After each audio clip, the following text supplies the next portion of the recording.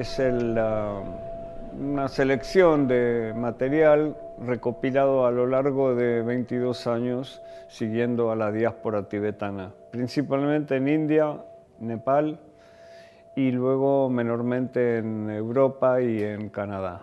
Tíbet fue colonizado desde que fue la invasión china, desde la Revolución Cultural de Mao. Progresivamente a lo largo de los años esta presencia se fue incrementando. Aquí hay una muestra un poco de lo que es esa cultura que puede ir perdiéndose por un lado y situaciones de adaptación a la vida en el exilio. Desde que el Dalai Lama huyó de Tíbet en el año 59 y detrás de él decenas de miles de personas, desde cómo viven en asentamientos, hogares de ancianos, la educación que es fundamental, están formando a sus personas de acuerdo a sus tradiciones, pero al mismo tiempo los están preparando para una vida fuera de su entorno natural. Es muy difícil documentar lo que está sucediendo ahí porque no hay periodista extranjero que se pueda mover por ahí libremente. No vas a obtener un visado para poder informarte, no vas a poder entrevistar a nadie y las pocas veces que se organizan viajes de prensa están controladas totalmente por el gobierno chino. No hay realmente por parte del gobierno chino un intento de negociar, hay una imposición directa. Cualquier viaje, por ejemplo, del Dalai Lama a cualquier país del mundo, la embajada china en ese país va a protestar oficial y formalmente para que no lo reciban. Y esas presiones a veces funcionan. Yo no soy optimista realmente, pero tampoco quiero dejar de pensar que se pueda llegar a un estado de convivencia, una autonomía dentro de lo que es el paraguas chino. Esta exposición lo que muestra es precisamente un símbolo del Tíbet que sobrevive y que sobrevive en el exilio. Sobrevive en el extranjero, sobrevive en la India sobre todo, donde se ha instalado el Dalai Lama y la mayor parte de la élite tibetana de entonces.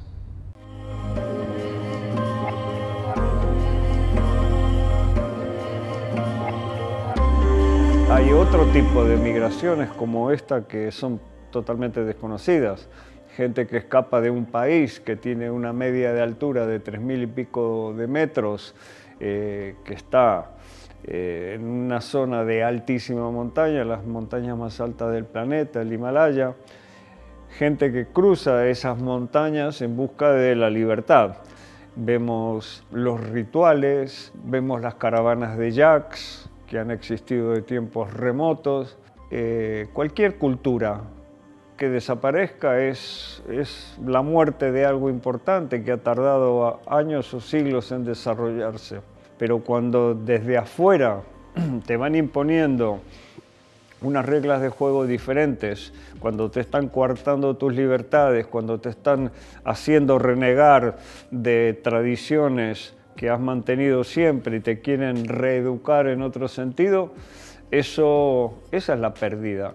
Hay un paso que está aquí en las imágenes donde vemos a la gente escapar, cruzar, es el paso de Nang Pala, que está a casi 6000 metros de altura en la base del Cho-Oyu, uno de los 8000 del Himalaya. Por ahí han llegado a escapar 4000 personas al año más o menos. Muchos de ellos iban con zapatillas, por ejemplo, y claro, caminando en la nieve con ese tipo de calzado, se humedece, luego te congelas y pierdes al final los pies, las manos, etc.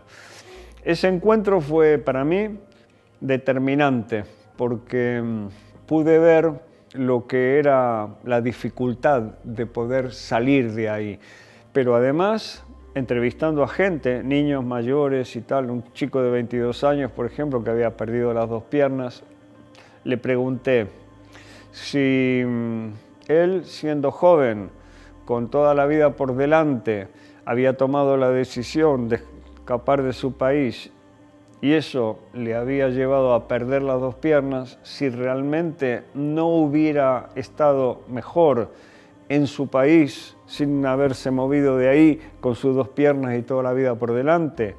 Y él me dijo, no, me dice, ahora estoy en un país libre. Por eso esta gente para mí es muy especial. Aceptan mejor las adversidades, ¿no? Además tienen de alguna manera presente la muerte, ¿no? La muerte es algo que está en lo cotidiano. Ahora ellos tienen ciertas prácticas que seguramente les ayudan a estar en ese estado más fácilmente que a nosotros. ¿Qué es lo que amenaza a la cultura tibetana? La cultura tibetana está amenazada, digamos, que por un conjunto de razones de tipo histórico que vienen de lejos y otras cercanas. Fundamentalmente desde la invasión china de 1950 y luego más tarde en el 59, Tíbet pasó a ser un país ocupado por los chinos en el que, por decirlo de una forma clara, no se respetan los derechos humanos. Es cierto que hubo una relación anterior, antiquísima, que viene de mucho tiempo, entre China y el Tíbet. Digamos, una relación entre iguales que a veces variaba. Pero lo que sí que es cierto es que China tiene, digamos, un poderío militar, un poderío tecnológico que no tiene el Tíbet. Se podría decir que incluso tiene una cultura más refinada, pero nada de eso le da razones para hacer lo que está haciendo en el Tíbet. Mi interés por el Tíbet surgió cuando conocí a dos monjas tibetanas, budistas, que acababan de huir de Lhasa, la capital del Tíbet, para encontrarse con su líder espiritual, el Dalai Lama, en el exilio en la India. Fue entrevistándolas, fue conociendo los pormenores de aquel drama, que me involucré en lo que era la historia del Tíbet y fui descubriendo el drama de este pueblo que lleva 60 años huyendo poco a poco. Ahora mismo, a la hora en que estamos hablando, hay tibetanos que cruzan las montañas más altas del mundo, las montañas de Buda, así titulé el libro que escribí sobre el Tíbet, para encontrar la libertad, para poder también encontrarse con su cultura, con la fuente de su cultura, que está ahora, desgraciadamente, sobreviviendo en el exilio en la India. En el año 2002, después de leer el libro de Javier Moro, Las montañas de Buda, decidí hacer un documental que se llamó Tíbet, libertad en el exilio. Estuve en el norte de la India, en las regiones de Zanskar y Ladakh, donde todavía la cultura tibetana está muy bien preservada. Tuve la oportunidad de ir a Dharamsala, donde está exiliado el Dalai Lama. Ahí pude comprobar los efectos de, bueno, pues de esa presión que el gobierno chino está ejerciendo sobre los tibetanos, que les obliga a escaparse del país en una travesía pues muy dura y que llegan a Dharamsala pues con congelaciones. Y finalmente viajé a Lhasa en calidad de turista con una cámara oculta para intentar reflejar cómo el gobierno chino está destruyendo las culturas y las tradiciones tibetanas. Esta zona tiene una enorme importancia geopolítica. China e India tienen disputas fronterizas por la región del Tíbet, también en Arunachal Pradesh, en el noreste de la India. Y además en la parte del Tíbet confluyen los intereses de China, India y de Pakistán, tres potencias nucleares.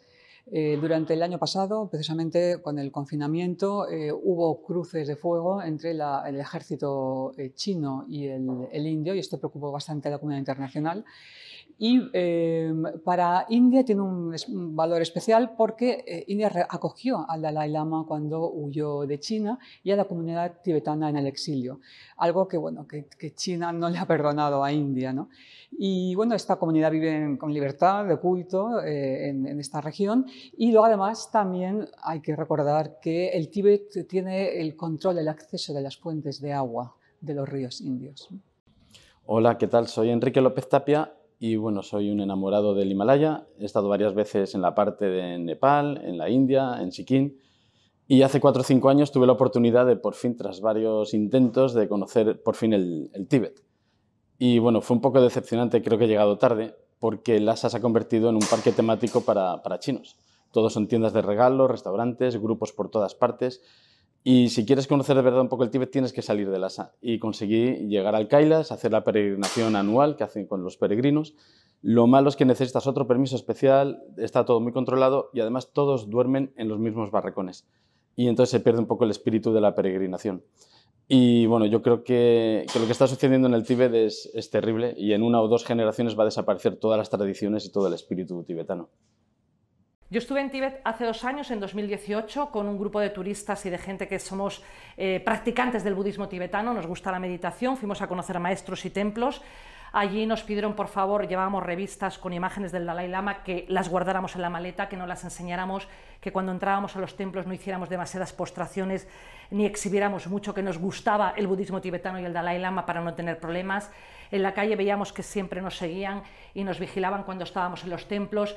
Estuve 1 mes, hice miles de kilómetros por Tíbet, vas por la carretera y estás pasando continuamente controles militares. Te paran en la carretera, entran chinos militarizados de arriba abajo, miran lo que llevas, lo que no llevas, continuamente para demostrar que el control lo tienen ellos. Yo hice el Kailas, que es la peregrinación de 4 días, al tercer día decidieron que no tenían que quedar ningún turista allí y nos echaron. Es un control continuo y constante, y también por la carretera vas viendo en lugares completamente inhóspitos cómo están construyendo viviendas unifamiliares que nos decían que son para regalarlas a los chinos que quieran venir, que quieran colonizar el país, y les regalan la casa y puestos de trabajo. Están destruyendo completamente, es un verdadero genocidio tibetano lo que está pasando allí.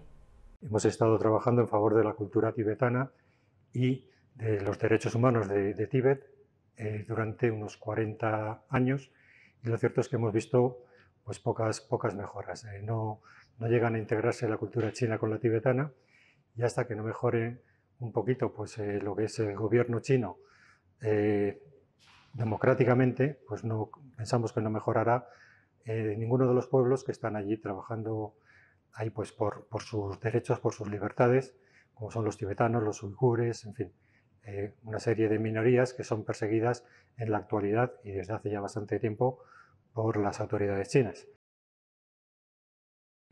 Una de las cosas más llamativas que hay es la enorme diáspora tibetana de tibetanos fuera de Tíbet. Hay más de 150.000 principalmente en India y Nepal. Yo estuve en el Valle de Ladakh, al norte de India, una zona budista, y allí pues vi que los refugiados tibetanos que hay se dedican a hacer artesanías y a venderlas en mercadillos. Ellos tienen un poco el corazón dividido porque, si bien es verdad que India les ha acogido y les permite de aquella manera, que tampoco está claro, buscarse la vida y trabajar, ellos están agradecidos a este país, pero cuando les preguntas ¿os gustaría volver a vuestra tierra? Ellos, es una pregunta muy dolorosa porque consideran, todos quieren volver, pero consideran que ya no es el país del que salieron, sus familiares, muchos han muerto, y no saben si quieren volver, si no quieren volver, aunque lógicamente la tierra pues les tira. Y mientras viven en India, pues viven de lo que pueden. Una amenaza para la cultura tibetana, como para otras culturas tradicionales, es la paulatina transformación de parte de sus señas de identidad, quizá las más exóticas, en un reclamo para un turismo étnico que en el fondo lo desvaloriza, lo desnaturaliza. Un ejemplo que me viene a la mente es Shangri-La, una ciudad nombrada por el gobierno chino en el año 2002 en un pequeño pueblo, Zondian, de la zona tibetana del Kham, ahora anexionada a la provincia de Yunnan. Allí, a los lugareños se les ofrece una nueva identidad basada en el desarrollo del turismo, y a los turistas se les ofrece un baño de cultura tibetana, con folclore, montes, lagos, monasterios, y lo que yo recuerdo que me pareció muy chocante, un enorme molino de oración que los turistas arrastraban riendo sin saber cuál es el verdadero significado para la espiritualidad del pueblo tibetano. En 2012 tuve la oportunidad de viajar al Tíbet y, entre otras cosas, además de la espectacularidad del sitio, me llamó mucho la atención el clima o la atmósfera de represión que se vive en el lugar por parte de China. Se especifica sobre todo en un detalle que a mí me quedó grabado y me quedará para siempre, que es la cantidad de cubos de agua, de extintores y de enormes pinzas que portaban los soldados chinos, que luego me explicaron que sirven para sujetar cuerpos que estén envueltos en llama a distancia. Esto se debe, la cantidad de extintores, de cubos de agua y de pinzas, a que una de las formas de protesta más recurrente que tienen los tibetanos es quemarse a lo bonzo. Ocurrió en el año 98, el primer inmolado en Delhi, en la India, y se fue repitiendo, sobre todo en el año 2008 con los Juegos Olímpicos de Pekín, hasta hoy. Que no lo veamos o que no lo percibamos no significa que no exista, significa que la censura china funciona bien, pero esto sigue ocurriendo a día de hoy en Tíbet. Llegué al Tíbet en el año 94, subí desde la provincia de Xinjiang, donde están los uigures. Para entrar al Tíbet me compré un abrigo de yak y me colé, porque no se podía entrar, me colé en un autobús lleno de tibetanos. Me acuerdo que una mujer tibetana se quedó dormida en mi hombro y Tíbet me fascinó. Lhasa me pareció una ciudad encantada, el palacio de Potala, y después recorrí, bueno, me fui hasta la frontera con Nepal, me quedé atrapado, así que estuve varios meses atrapado en el Tíbet y conocí muy bien su cultura, la calidez de su gente, el acervo cultural espectacular que tienen y que está perdiendo. Y en ese sentido la obra de Ángel López Soto, de 22 años de documentar la tragedia del pueblo tibetano, no tiene precio. Es un legado que estamos perdiendo, es un legado que yo no he vuelto a ir ni quiero volver porque me daría mucha pena ver ahora que se ha convertido no solo en una zona oprimida políticamente, sino una suerte de Disneylandia, y se está perdiendo la esencia de un pueblo que es maravilloso. Y Ángel, en ese sentido, tiene todos mis respetos y creo que ha hecho una labor maravillosa.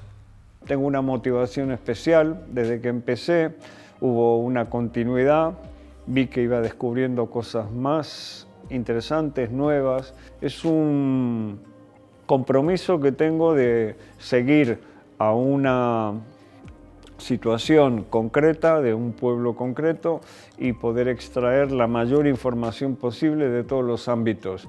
Es difícil poner en palabras lo que uno cuenta en imágenes. No sé, a mí me atrae.